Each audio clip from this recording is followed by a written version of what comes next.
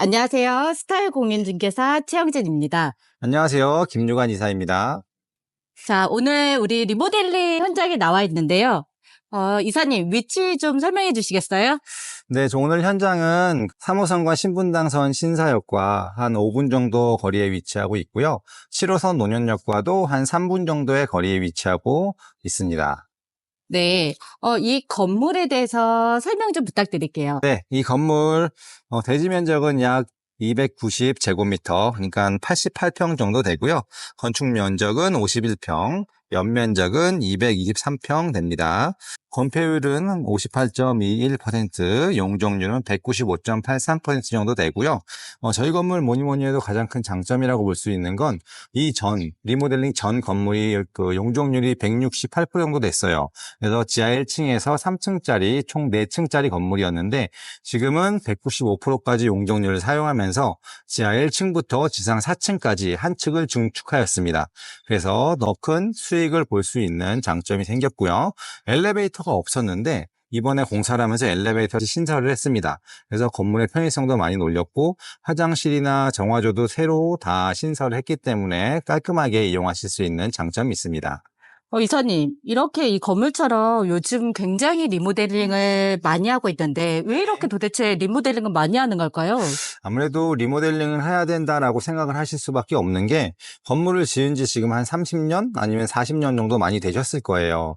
근데 지금 이 시점에서 건물을 다시 짓기에는 너무나도 많은 시간과 재정적인 압박이 들어오게 됩니다.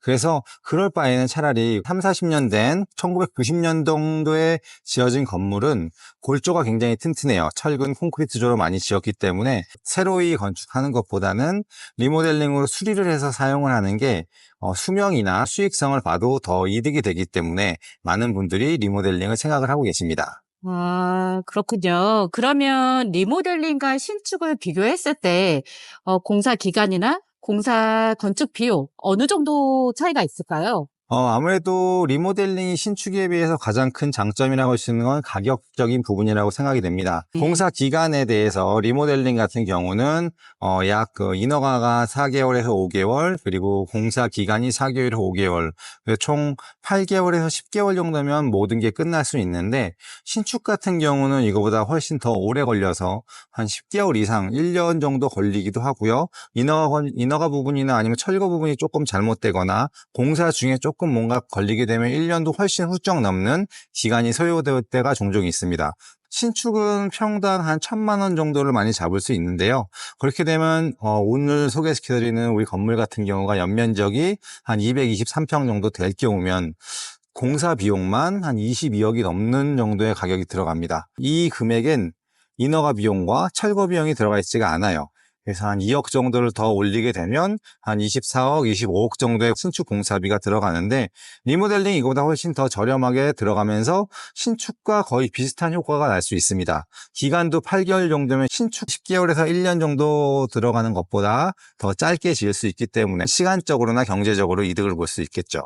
아, 리모델링이 훨씬 합리적일 거라고 생각이 되네요. 그렇죠. 네. 그러면 이 건물, 우리 건물의 임대료 책정, 그리고 주변 시세를 비교해 주시겠어요? 잠원동 이쪽 신사역과 논현역 이때에 있는 이쪽 시세를 본다면 실거래가 평당 8천에서 1억 좀 넘는 시세로 많이 이루어졌고요. 호가가 8천에서 1억 3천 정도로 나와 있습니다. 그런데 8천 정도는 왠지 제가 봤을 땐 좀 금매로 나온 것 같고 이 평당 1억에서 1억 3천 정도가 호가로 나온 금액이라고 생각이 됩니다. 그리고 임대료 같은 경우는 요즘에 이 주변 시세를 많이 보면은 한 3억에 한 3천 혹은 3,500 정도가 책정이 되는 것 같습니다. 네, 그렇군요. 우리 건물 추천해 주실 업종이 어떤 게 있을까요?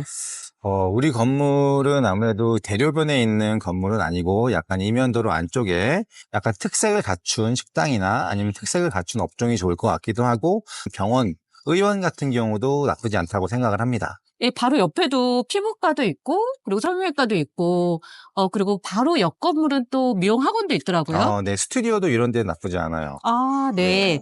요즘 현재 빌딩을 갖고 계신 분들이 리모델링이나 신축을 많이 하시고, 음. 또, 조금 오래된 건물을 매매하셔가지고 리모델링 후 임대를 놓으시거나 아니면 또 재매각하는 이런 현상이 굉장히 많은데 그렇죠.